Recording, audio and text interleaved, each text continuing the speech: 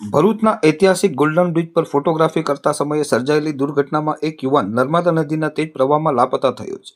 ભરૂચ અને અંકલેશ્વરને જોડતા golden bridge પર શનિવારે સાંજે અંકલેશ્વરના પુનગામ વિસ્તારમાં રહેતા નયન વસાવા અને હિરલ વસાવા ફરવા માટે આવ્યા હતા. આ દરમિયાન બ્રિજના છેડે હિરલ વસાવા ફોટો પડાવી રહી હતી ત્યારે અચાનક તેનો પગ લપસી ગયો હતો અને તે નર્મદા નદીના ઊંડા પાણીમાં ખાબકી હતી. પોતાની સાથે આવેલ યુવતીને ડૂબતી જોઈ નયન વસાવાએ તેને બચાવવા માટે નદીમાં ઝંપલાવ્યો હતો. કિનારે હાજર રહેલ સ્થાનિક લોકોએ ભારે જહેમત બાદ હિરલને તો સુરક્ષિત રીતે બહાર કાઢી લીધી હતી, પરંતુ નયન વસાવા નદીના તેજ પ્રવાહમાં વહેવા લાગ્યો હતો અને જોતજોતામાં પાણીમાં લાપતા થઈ ગયો હતો. ઘટનાની જાણ થતાં જ અંકલેશ્વર ફાયર વિભાગની ટીમ ઘટના સ્થળે દોડી આવી હતી અને સ્થાનિક તરવૈયાઓની મદદથી મોડી રાત સુધી સર્ચ ઓપરેશન હાથ ધરવામાં આવ્યું હતું.